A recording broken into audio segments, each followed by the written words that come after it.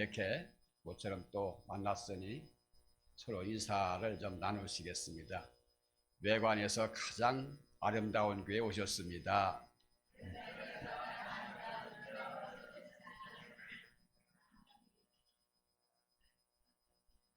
왜 웃지 마세요. 진짜예요.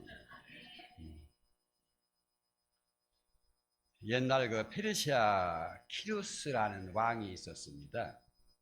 이 왕이 이 전쟁에서 승리해 가지고 상대 국가의 그 왕자와 또 그 아들들과 부인을 생포해 왔습니다. 이 키루스 왕이 성경에 나오는 고레스 왕입니다. 그런데 이 고레스 왕이 그 생포해 온 그들을 죽이기 전에 이런 질문을 했습니다. 왕자에게 만일 내가 왕자인 당신을 살려주면은 어떻게 하겠느냐 하니까 왕자는 신중하게 대답하기를 내가 가진 재산의 절반을 드리겠습니다. 페르시아 왕은 다시 묻습니다. 당신의 아이들을 놓아주면은 어떻게 하겠느냐 했더니 왕자는 간절한 마음으로 대답합니다. 저의 재산 전부를 드리겠습니다. 다시 묻습니다. 그러면 당신의 부인을 놓아주면 어떻게 하겠느냐 하니까 왕자는 즉시 대답합니다. 내 생명을 드리겠습니다. 이 고레스 왕이 깜짝 놀랐어요. 이렇게 아름답게 사랑하는 부부가 있는가 싶을 정도로 감동을 받아가지고 그 왕자와 부인과 그 아이들을 다 살려주고 풀어주었습니다. 결국 이제 본국에 돌아와서 너무 기뻐가지고 잔치를 베풉니다. 이때 왕자는 아내에게 말합니다. 여보, 키루스 고레스 왕이 이렇게 이 적국의 왕이긴 하지만은 참 훌륭한 분이셨어요. 내가 보니 정말 잘생긴 그런 미남이고 의젓하고 늠름하고 장수답고 사나이답더군요. 당신은 어떻게 생각했소? 그러니까 그의 아내는 왕자를 바라보면서 이렇게 답변을 합니다. 저는 그 사람의 얼굴을 자세히 보지는 않았습니다. 오직 저는 나를 위해서 대신 죽겠다고 늠름하게 말하는 한 남자의 얼굴만을 바라보았습니다. 나는 당신의 얼굴을 바라보는 동안에 다른 아무것도 보이지 않았습니다. 나는 당신만 보고 있었습니다. 당신만 보고 있었다. 너무 감동스러운 말 아닙니까? 최고의 감동은 사랑입니다. 그것이 하나님의 사랑입니다. 오늘 본문이 이 말라기서를 쭉 보면은 하나님은 내가 야곱을 사랑했고 에서는 미워했다고 하시는데 어디를 봐도 야곱을 사랑한 이유가 없습니다. 무조건 사랑한 겁니다. 이 말라기서가 기록될 그 당시에 이스라엘은 페르시아라는 그 엄청난 큰 나라에 조공을 바치면서 겨우 나라를 유지해가는 그런 그 나라였습니다. 과거 이스라엘은 다윗 왕이나 솔로몬 왕 때에 아주 찬란했죠. 그런데 영광은 사라진 지 오래되었고 많은 선지자들의 예언했던 메시아 왕국은 임하지 않을 것 같아 보였습니다. 이렇게 희망이 보이지 않자 이스라엘 백성들은 하나님을 찾기보다는 낙담과 불신의 태도를 보입니다. 자신들이 하나님의 선택받은 백성이라는 생각은 점점 머릿속에서 희미해져 갔고 과연 하나님이 자신들을 사랑하는가에 대한 의심이 가득했습니다. 하나님의 복을 받은 백성으로서 신앙이 점점 무너져 내려갑니다. 회개하고 자신을 돌아보며 거룩한 하나님의 백성으로 살기보다는 죄악에 깊이 빠져버리고 말았습니다. 그러자 하나님은 말라기 선지자를 통해서 자신이 이스라엘을 얼마나 사랑하는지를 말씀하시고 계십니다. 이것은 우리도 마찬가지입니다. 코로나19라는 팬데믹을 통과하면서 성도들의 믿음이 많이 식어졌다고들 그럽니다. 여전히 지금까지 그때의 신앙이 회복되지 않고 있는데, 그런데 현재 우리의 상황은 어떻습니까? 정치적인 싸움, 고환율, 고물가, 불황, 어려운 날들이 계속돼 가고 있습니다. 그러니 어디에서도 희망을 말하는 사람이 드물고 비관적인 말들이 가득한 세상에서 우리는 살아가고 있습니다. 그러나 하나님은 이스라엘을 사랑하시듯 우리를 사랑한다고 말씀하고 있습니다.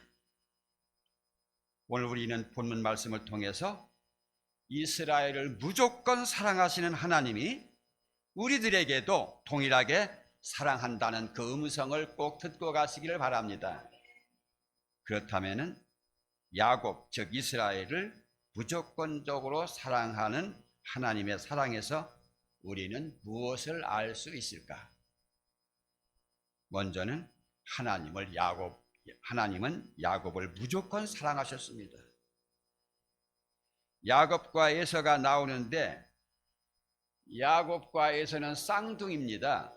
쌍둥이 아들이죠. 에서가 형이고 야곱이 동생입니다. 그런데 성경을 보면은 하나님이 야곱의 이름을 이스라엘로 바꾸어 주십니다.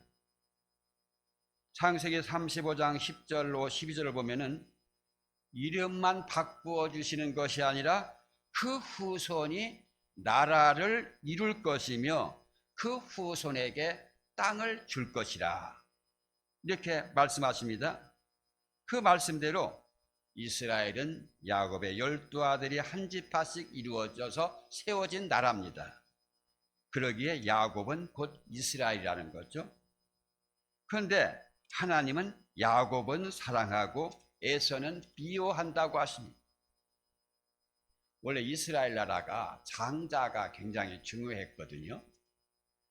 장자가 아버지의 권위를 이어받으면서 재산도 다른 아들보다 2배를 차지했습니다.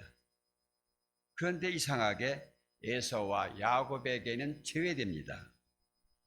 창세기 25장에 보면은 야곱과 에서가 태어나기 전에 이미 하나님은 이렇게 말씀합니다.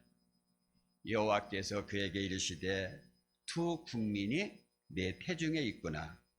두 민족이 내 복중에서부터 나누리이다.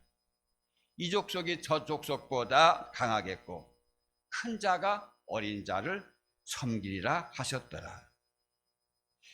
일반적으로 이 장자가 아버지의 그 복을 이어받고 장자에게 하나님이 관심을 두는 법인데, 이 야곱과 에서만은 달랐습니다. 야곱이 둘째여도 첫째보다 더 복을 주신다고 약속하고 있습니다. 또 강하게 해주신다고 합니다. 이것은 동생이어도 장자가 아니어도 야곱을 하나님이 무조건 사랑하셨기 때문에 그런 겁니다. 그러면 왜 하나님이 야곱을 사랑하고 에서를 미워했을까? 여기는 이유가 없어요. 그러기에 하나님이 야곱을 무조건적으로 사랑했다라고 볼 수밖에 없습니다. 이것은 하나님이 어떤 그 환경이나 조건과 상관없이 무조건 사랑하신 분임을 우리가 알 수가 있습니다. 세상 사람들은 사랑할 때 그 사람들을 평가할 때 조건을 따집니다. 환경을 보고요. 그러나 하나님이 우리를 구원하시고 자녀 삼아 주실 때에는 그런 것이 없습니다. 돈이 많이 있어서 사랑하신 것이 아닙니다. 공부를 많이 했다고 해서 사랑한 것이 아닙니다. 구원하면은 믿음 생활 잘하고 신앙 생활 잘할 거라고 해서 우리를 사랑하고 구원해 주신 것이 아닙니다. 그냥 우리를 무조건적 사랑해 주신 겁니다. 우리가 이걸 놓쳐서는 안 돼요. 지금 하나님이 야곱을 사랑하시고 에서를 미워했다는 것은 우리는 지금 이스라엘, 우리가 야곱입니다. 우리가 야곱. 그래서 그냥 우리를 무조건 사랑하여 구원해 주신 겁니다. 그리고 우리들에게는 하나님의 나라를 기업으로 주신다고 합니다. 또 하나님의 영광까지 덧입혀 주신다고 합니다. 그 무조건적인 하나님의 사랑이 지금 우리 위에 머물고 있습니다. 그러니 환경과 여건이 나쁘다고 낙심하지 말고 실망하지 말고 무조건 우리를 사랑하시는 하나님만 바라보시기 바랍니다. 그 하나님으로 기뻐하시기 바랍니다. 그리고 하나님은 약해도 무조건 야곱을 사랑하셨습니다. 야곱이라는 그 이름의 뜻이 발꿈치라는 그 발꿈치를 잡았다. 이것이 그 야곱의 뜻이거든요. 그래서 그런지 이 야곱은 계속해서 남의 발꿈치를 잡습니다. 야곱은 에서와 어머니 뱃속부터 격렬하게 싸웠습니다. 그러다가 졌는지 에서가 먼저 나왔는데 야곱은 에서의 발꿈치를 잡고 나왔습니다. 그리고 계속 야곱의 그 일생을 살펴보니까 계속 에서의 발꿈치를 잡고 있어요. 사냥 갔다 온 그 자기 형 에서가 배고픈 것을 약점으로 이용해서 장자권을 내게 팔라. 그렇게 하면서 팥죽 한 그릇에 장자권을 샀습니다. 물론 에서도 문제지만은 야곱도 문제입니다. 그리고 이제 자기 아버지 이삭이 나이가 많아 이제 눈이 흐려터진 것을 이용해서 원래 아버지가 그 장자에 대해서 복을 빌어주려고 하는데 이 야곱 동생 자신이 형인 척하면서 그 에서가 원래 그 얼굴 같은데 이게 수염이 많거든요. 그래서 수염을 막 일부러 붙여가지고 형인 척하고서 형이 받아야 할 복을 가르쳐 버립니다. 그래가지고 형이 그것을 알고 죽이려고 하니까 이제 밧단 아람 땅으로 형을 피해서 도망가고 있습니다. 도망가서 그 야곱 그 자기 외삼촌 집에 이제 장인인 거죠. 자기 삼촌 라반을 속여서 재산을 또 모으기 시작합니다. 물론 라반이라는 사람도 악하기가 야곱 못지 않습니다. 이런 야곱을 우리가 지켜보면은 정말로 야곱은 사랑하고 싶지 않은 인물입니다. 자기밖에 몰라요. 자기 이익밖에 몰라요. 그래가지고 창세기 32장에 가보니까 에서가 동생 야곱을 죽이려고 400명의 군사를 끌고 온다는 소식을 듣습니다. 그러니까 야곱이 어떻게 행동했으니까 심히 두렵고 답답하여 자기와 함께한 동행자와 양과 소와 낙타를 두 떼로 나누고 이르되 에서 형이 와서 한 떼를 치면 그 시간을 통해서 나는 도망가서 피한다고 하고 있습니다. 앞서 그 고레스 왕이 잡힌 그 왕자 이야기를 했는데 그 왕자와는 정반대입니다. 자기 아이나 부인을 죽여서라도 자기 혼자 살겠다는 심산입니다. 야곱은 이렇게 이기적인 사람이에요.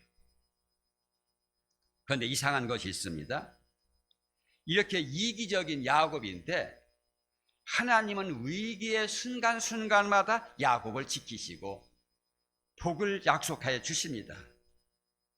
야곱이 형과 아버지를 속이고 밧단 아람으로 도망갈 때에도 하나님은 야곱에게 엄청난 복을 약속해 주고 계십니다. 그리고 오랜 세월 후 밧단 아람 땅에서 장인 몰래 도망 나오자 이를 뒤늦게 알아차린 라반 자기 삼촌이 추격합니다. 이때 하나님이 추격하는 라반에게 나타나셔서 야곱을 치지 말라고까지 이렇게 하십니다. 그리고 하나님이 그 이름을 물으신 후 그 이름을 이스라엘로 바꾸어 주시며 복을 주십니다. 아무리 우리가 이해하고 해도 이해가 되지 않아요. 아무리 좋게 보려고 해도 이해가 되지 않아요. 이 야곱은 복을 받을 만한 사람이 아닙니다. 그런데 하나님은 야곱이 위기를 당할 때마다 순간마다 나타나셔서 지켜주시고 위로해 주시고 복을 약속하십니다. 4명의 부인과 13명의 자녀를 주시고 엄청난 재산까지 주십니다. 그리고 그 후손에게 축복하시면서 땅을 주고 나라를 이루어가겠다고 하십니다. 하나님은 야곱을 이렇게 복을 주셨습니다. 이것이 하나님의 무조건적인 사랑입니다. 사실 우리가 볼 때 어떤 사람은 비인간적이고 악하다고 말하지만은 하나님이 보실 때는요, 모든 사람이 다 거기서 거기에요. 조금 도토리 키재기입니다. 아이고, 저 사람은 정말 악한 사람이고 아주 비열한 사람이요. 말하는 나도 하나님이 보실 때는 똑같다는 거예요. 그래서 로마서 3장 20절에 모든 사람이 죄를 범하였음에 하나님의 영광에 이르지 못하더니라고 말씀합니다. 하나님이 보시기에 다 죄인이라는 거예요. 다 같은 악한 존재들이라는 거예요. 우리는 야곱이 악하다고 말하지만 우리도 야곱과 별 차이가 없습니다. 그래서 야곱에게 복을 주신 하나님은 우리에게도 복을 주셔서 우리를 하나님의 자녀로 삼아주시고 천국의 기업을 약속하셨습니다. 비열하고 이기적인 야곱을 무조건 사랑하신 하나님은 악하고 이기적인 우리도 무조건적으로 사랑하시고 계신 겁니다. 우리도 그 사랑을 입은 사람들입니다.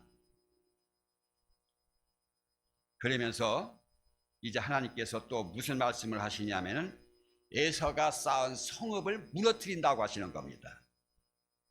하나님은 에서를 미워하여 그의 산들을 황폐하게 하며 유산으로 물려받은 그 땅을 광야의 들짐승에게 주신다고까지 합니다. 그러자 에서의 후손인 에돔은 비록 우리 성들이 파괴되었으나 폐허가 된 곳을 다시 재건할 것이라고 말합니다. 그러나 하나님은 그들은 쌓을지라도 나는 헐리라. 사람들이 그들을 일컬어 악한 지역이라 할 것이요 여호와의 영원한 진노를 받은 백성이라 할 것이라고 말씀합니다. 하나님께서 이렇게 하시는 이유가 무엇입니까? 에서를 미워하시기 때문에 그런 겁니다. 정확하게 말하면은 에서에게 죄의 책임을 물으시겠다는 겁니다. 야곱에게는 죄의 책임을 묻지 않으시고 용서하시는데 에서에게는 죄의 책임을 물으셔가지고 심판하신다고 하십니다. 죄의 책임을 묻느냐 묻지 않느냐가 이렇게 엄청난 큰 차이가 있습니다. 하나님의 책임을 물으시면은 여기에 살 사람은 아무도 없습니다. 하나님께서 우리의 죄의 책임을 물으신다면은 여기 살아나갈 사람이 한 사람이라도 있어요? 없습니다. 그래서 로마서 6장 23절에 죄의 삭은 사망이니라. 심지어 하나님은요, 그 자들의 그 3, 4대 후손까지 책임을 묻고 죄를 갚아버린다고 했습니다. 출애굽기 20장 5절 보니까 그것들에게 절하지 말며 그것들을 섬기지 말라. 나 내 하나님 여호와는 질투하는 하나님인즉 나를 미워하는 자의 죄를 갚되 아버지로부터 아들에게로 3, 4대까지 이르게 하거니와. 죄의 책임을 3, 4대까지 묻는다고 합니다. 그러면 모든 사람은 다 죽고 망해야 됩니다. 우리도 마찬가지입니다. 하나님께서 우리의 죄의 책임을 물으신다면은 우리도 에서처럼 다 죽어야 하고 망해야 됩니다. 그것이 죄의 결과라 이겁니다. 그래야 정상인데 하나님은 야곱이나 우리에게 무조건적인 사랑을 베풀어 주신다고 합니다. 이 사실을 로마서 8장 30절에 이렇게 말씀하죠. 또 미리 정하신 그들을 또한 부르시고 부르신 그들을 또한 의롭다 하시고 의롭다 하신 그들을 또한 영화롭게 하셨느니라. 이렇게 어떤 사람에게는 무조건 사랑을 베푸신다는 겁니다. 그럼 누구에게 사랑을 베푸실까요? 그것은 하나님의 뜻입니다. 어떤 사람이 한 단체에 기부를 합니다. 그럼 그 단체에 왜 기부를 할까요? 그건 그 사람의 마음이야. 왜 거기에 기부하냐고 물을 수가 없어. 따질 수도 없어. 하나님 마음도 마찬가지예요. 야곱은 무조건 사랑하지만은 에서는 법대로 하신다고 합니다. 왜 그렇게 하실까요? 그건 하나님의 뜻이요. 무엇을 우리에게 보여주시는 것일까요? 죄를 지으면은 망한다는 것을 보여주는 겁니다. 그러기에 우리 성도님들은 하나님의 은혜로 구원받고 은혜 받은 우리들이 할 일은 감사하고 찬양이고 예배밖에 없습니다. 이걸 알아야 돼요. 나도 똑같이 에서처럼 그렇게 망할 사람인데 하나님이 우리를 무조건적으로 사랑해 주셨어요. 평생 동안 선천적으로 시각장애자연으로 산 남자가 있었습니다. 형편이 어려워서 제대로 안과 검사도 받지 못하다가 이제 중년의 나이에 되자 이제 삶이 안정이 되어 가지고 처음으로 안과를 찾아갔습니다. 검사 결과 놀랍게도 선생님은 수술만 하면은 기력을 회복할 수가 있습니다. 수술 비용도 그렇게 많지가 않습니다. 이 소리를 들으면 이 사람은 막 펄쩍 뛰면서 좋아해야 될 거 아니에요? 그런데 한참 망설이다가 수술을 포기합니다. 의사가 깜짝 놀래가지고 평생 소원이 보는 거 아니었습니까? 시력을 회복할 수 있는데 갑자기 수술을 포기하는 이유가 무엇입니까? 그 의사는 너무나 안타까웠죠. 그러자 이 남자가 대답을 합니다. 저에게는 20살에 만나 결혼한 아내가 있습니다.